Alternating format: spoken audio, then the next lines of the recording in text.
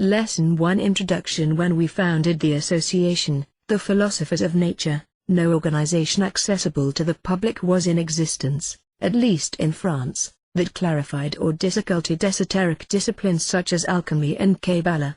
However, since esoteric and philosophical groups have been in existence for quite a long time, we assumed that the individuals who chose to join us had a certain amount of esoteric's background and knowledge. However, as time passed, it became obvious that, even though a number of LPN members had spent a greater or lesser amount of time in such groups, most did not have the esoteric knowledge we assumed they had when we wrote the lessons. The present class, Fundamentals of Esoteric Knowledge, is an effort to remedy this situation. This class comprises 12 lessons which deal with the following subjects. 1. Basic esoteric principles and general principles of social and human behavior. 2. Creation, the macrocosm, nature. 3. Creation, the microcosm, man. 4. Passive symbolism. 5.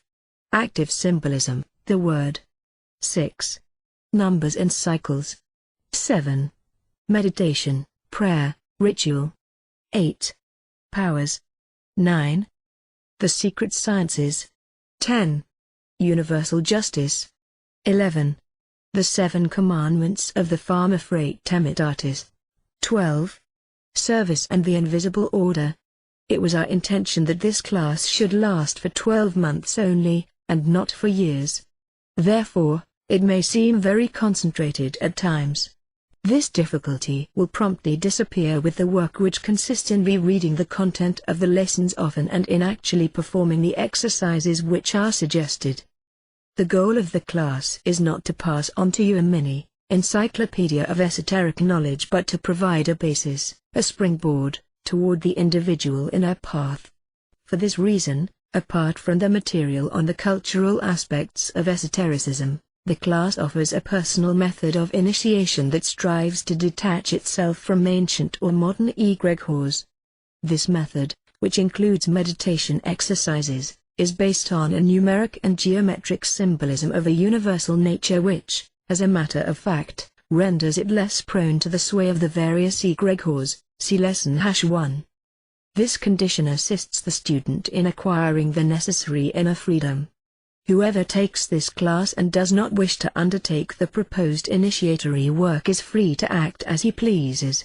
The present lesson develops a knowledge which is neither alchemical nor Kabbalistic but which is in accordance with the knowledge coming from many years of operative work in these disciplines and others. This class won't deal with a specific discipline, except in the case of examples. Let's also specify that we cannot avoid presenting elements which already exist in the other classes or in articles of the newsletter, The Little Philosopher, or The Stone. It should be noted that the concepts developed in this class are essentially of Western origin and more specifically Mediterranean. While you study, do not lose sight of the fact that there are 2 complementary esoteric aspects.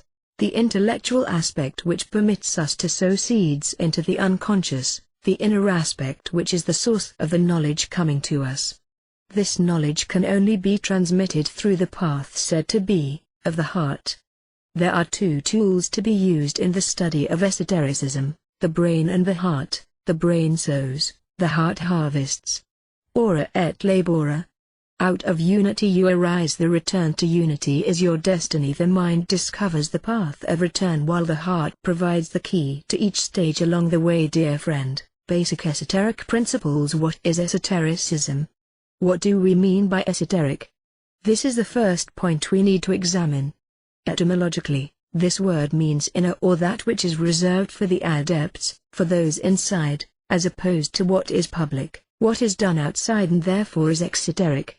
However, this is clearly an insufficient definition to provide you with a satisfactory idea of the esoteric reality. As we do not wish to use an a priori definition, we should agree, right at the beginning, that it is impossible to define this term at this time because the esoteric experience which transforms an a priori definition into personally experienced knowledge cannot be offered at the beginning of the initiatory path. Glimpses of the origin of the being, It is impossible to be a student and later an esoteric adept without accepting, in the beginning, several axioms. The truth of these axioms is progressively unveiled through inner contacts. The first point: the Absolute is the origin of the whole. The second point: the essence of the Absolute is the source of man.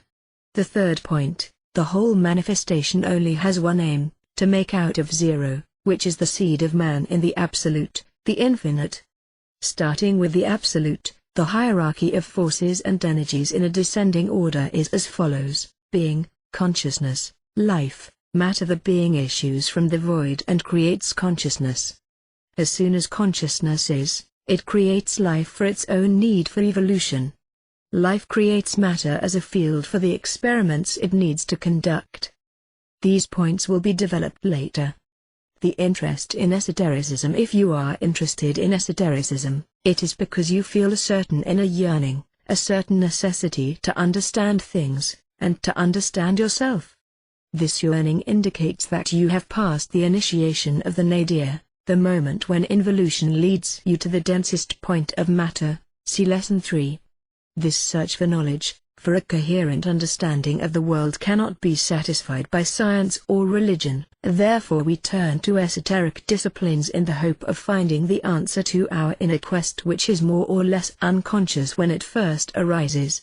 In effect, and you can verify this, esotericism leads, step by step, to an experiential certitude, to a coherent and satisfactory knowledge of the world. In the beginning, however, you need a freely given faith and trust as the driving elements of your work. This faith gradually disappears to be replaced in turn by knowledge. Be very cautious while you move in the domain of faith, because, while it can be a motivating force in the beginning, it can also lead you to accept inconsistent ideas and the worst superstitions. Physical consciousness and superconsciousness, in the esoteric sciences, regardless of your choice of discipline, each must find his own truth by breaking through one's inner barriers. In the profane world, man's psyche is divided into two zones, the conscious and the unconscious. In fact, the latter is not unconscious. In man, the unconscious is the superconsciousness, the higher self, which is permanently in contact with the universal whole.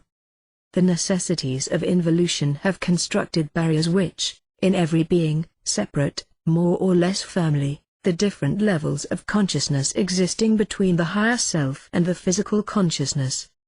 The true initiation, the true aim of esotericism is to first render these barriers transparent and later eliminate them as barriers and re-establish the connection with the superconsciousness. The intellect, a helper or an obstacle? The intellect is the first problem the beginner has to face. Some esoteric schools say it is an obstacle for the initiatory path, but they use it anyway. The problem is that the knowledge and the methods which permit the penetration of the inner domain are transmitted and acquired through the channel of the intellect. This problem becomes a real hindrance when the intellect ceases to be a medium and instead becomes a goal or an end in itself. It should be clear that, on the one hand, the language of the physical intellect which sustains the consciousness of this world is not the language of the superconscious. On the other hand, if we wish to begin a dialogue between these two levels of consciousness, we must rely on symbolism, which is the only thing that can cross the inner barriers at the beginning of the path. The principle of this dialogue is as follows: the intellect transmits or attempts to transmit mental images, such as it understands them on its own level, to the inner consciousness.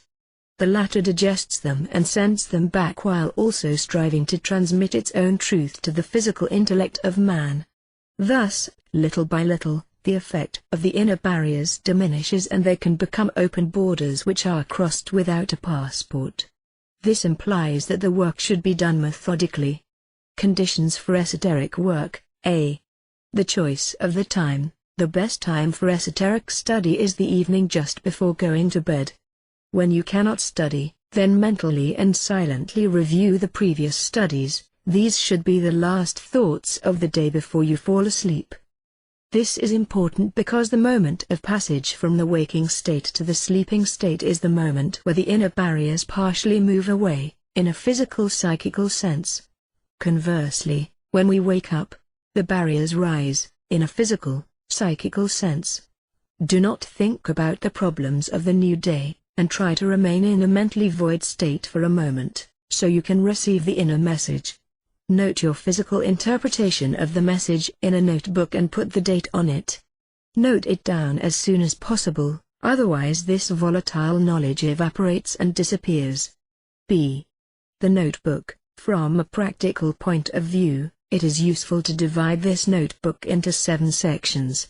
The first section is dedicated to the period from Friday night to Saturday morning, the next section to the night of Saturday to Sunday, and so on. Each Friday night, meditate on the experiments of the first section of the book, each Saturday night on the ones of the second section of the book, etc. You will notice that the knowledge written on the same nights, those of the same sections of the notebook, is complemented each week. Check and see if the experiments on the same nights of the week do not follow a lunar cycle. This point will be developed further, later. We shall see then why the night of Friday to Saturday is the holy night, and, consequently, the first night of the esoteric week. C.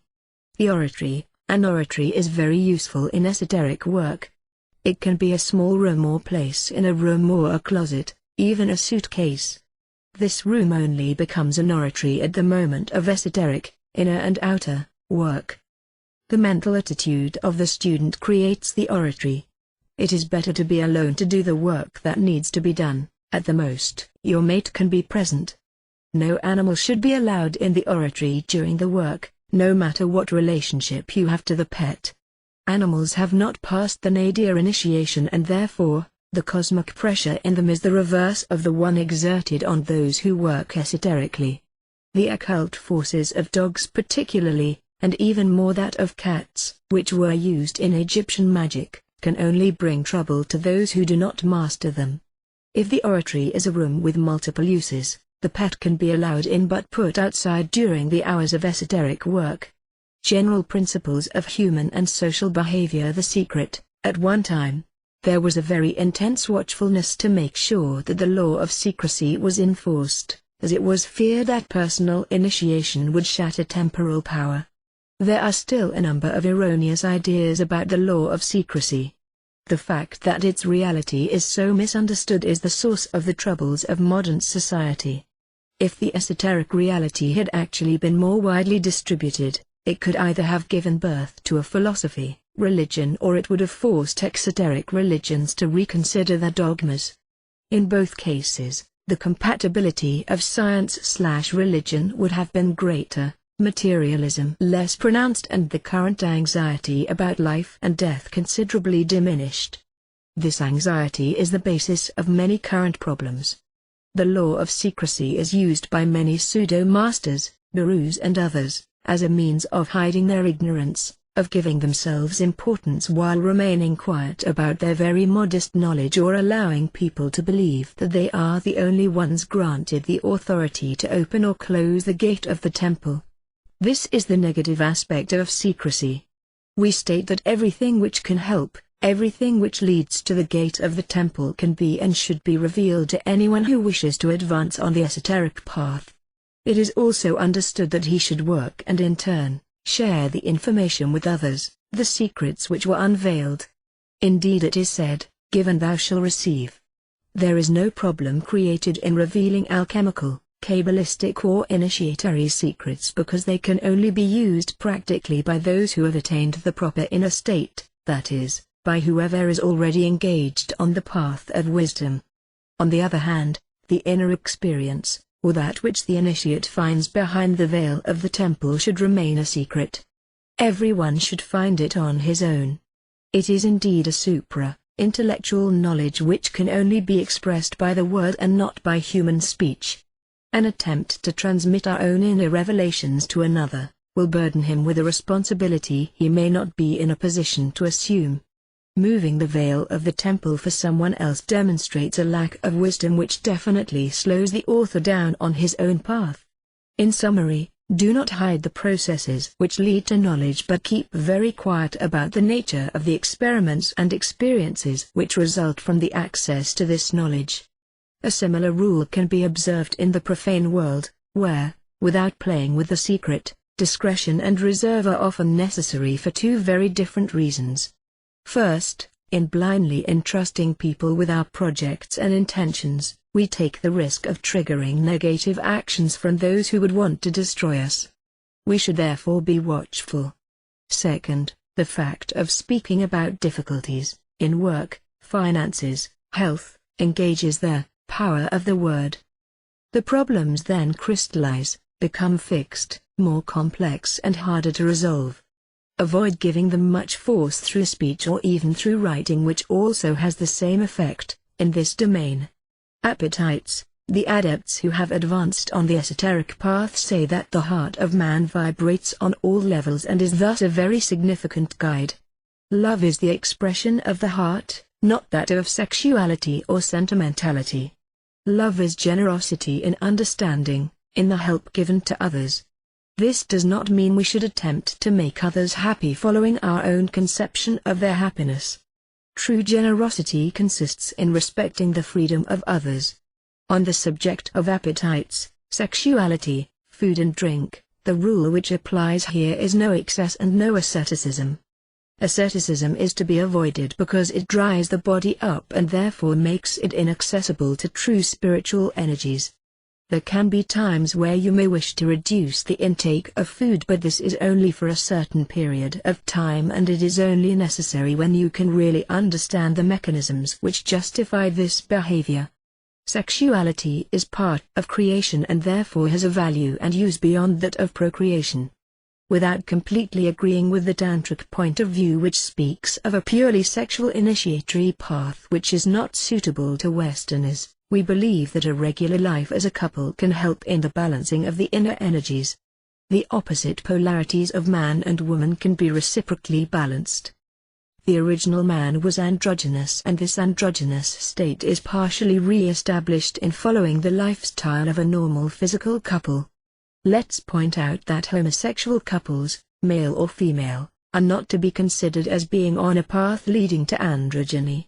Asceticism can dry the heart and can also be a handicap on the path.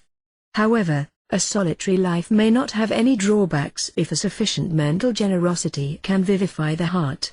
In all this, each should progressively find what suits him best, because there is probably a best solution for each one to find for himself.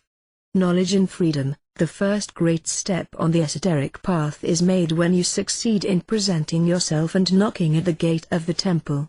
But the gate only opens when the one who knocks is a free knower. Man can acquire different portions of knowledge which are not of the same nature nor of the same value. At the beginning of the study, this knowledge can be classified in two categories. The first is the knowledge resulting from the study of nature.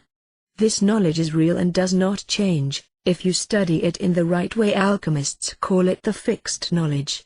So also is the knowledge acquired through physics, chemistry, alchemy, astronomy, astrology, etc. In this domain, man cannot have an influence upon the laws he is learning. He can only use these laws if he obeys them. You can only dominate nature by obeying it. On the other hand, the second category of knowledge comes from human conventions such as civil laws, even though these strive to reflect the general principles of the equilibrium found in nature. This knowledge is transmitted through customs, social life, and even more so through religious dogmas. It is an artificial knowledge created by man and is modified by changes in society or religion. Ponder this. It is important to do so, because our superconscious cannot accept elements of knowledge that are contrary to the laws of nature. Human conventions do not concern the superconscious.